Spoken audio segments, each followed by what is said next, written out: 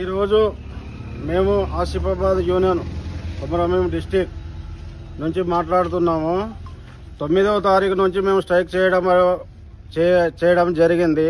ఎందుకంటే 10వ తారీఖు నుంచి అందరూ అమల్లో పెడితే మేము 9వ తారీఖు నుంచి పెట్టడం జరిగింది.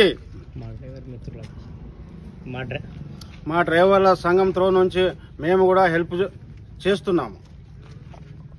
మన డ్రైవర్ మిత్రుల కోసం మన అశ్వాద్ యూనియన్ ఓనర్లు అందరూ కలిసి వారి లారీలని మొత్తం టోటల్ యూనియన్లో మొత్తం ఆపేసడం జరిగింది.